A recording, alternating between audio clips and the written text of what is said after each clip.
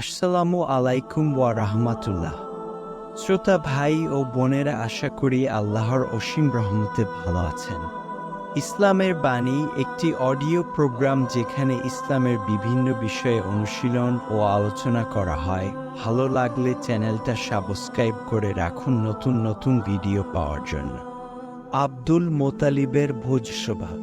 পবিত্র কাবাগি হতে বেরিয়ে এলেন বিবি আমেনার কাছে।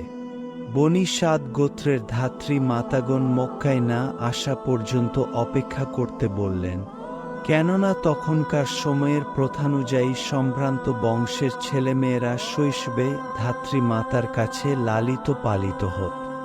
হজরত রাসূলে করিম সাল্লাল্লাহু আলাইহি ওয়াসাল্লাম এর জন্মের ৭ তারিখে আব্দুল মোতালিব এক ভোজ সভার আয়োজন করলেন। এই ভোজ সভায় মক্কার বিশিষ্ট ব্যক্তিগণ আমন্ত্রিত হল। সে সময় আরবের মানুষের নাম সাধারণত বিভিন্ন দেবদেবীর নামানুসারে রাখা হত।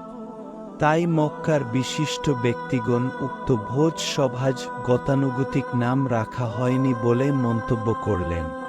উত্তরে আব্দুল মোতালিব বললেন, আমি মনে করি ভবিষ্যতে এই বালক বেহেশতে প্রভু কর্তৃক এবং সৃষ্টির দ্বারা প্রশংসিত হবে।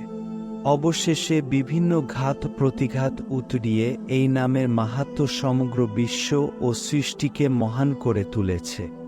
হজরত রাসূলে করিম সাল্লাল্লাহু আলাইহি ওয়াসাল্লাম এই ধরনীতে পদার্পণের পূর্বেই বিবি আমেনা সন্তানের মহত্ব সম্পর্কে এক শুভ স্বপ্ন দেখেছিলেন। শুধু যে সন্তানের নামই বিশিষ্টতা বহন করেছে তা নয়, পিতা আব্দুল্লাহর নামও তাই। কারণ এ দুটি নাম কোনো দেবদেবীর সাথে জড়িত ছিল না। আব্দুল্লাহ অর্থ আল্লাহর দাস, আমেনা অর্থ সন্তুষ্ট বা সুরক্ষিত নারী।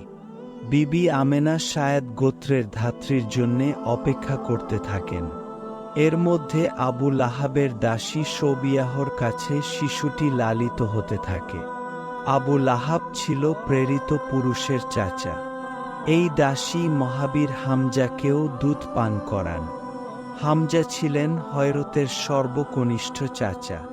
পরবর্তীকালে এই হামজা ইসলামের সিংহ উপাধি লাভ করেছিলেন।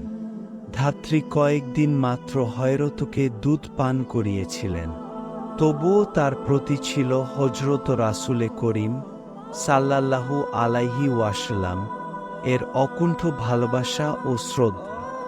হজরত রাসূলে করিম সাল্লাল্লাহু আলাইহি ওয়াসাল্লাম এর জন্মের প্রায় ২ সপ্তাহ পরই বনী সায়েদ গোত্রের ধাত্রীমাতাগণ আপন আপন শিশুর সন্ধানে মক্কা এলো। কিন্তু তারা সবাই হজরত রাসূলে করিম সাল্লাল্লাহু আলাইহি ওয়াসাল্লাম কে বর্জন করল। তারা ভেবেছিল যে এই এতিম শিশুকে নিয়ে লাভ কি, কে তার জন্যে টাকা খরচ করবে ইত্যাদি। সবাই ধনী পিতার সন্তান খুঁজতে শুরু করল।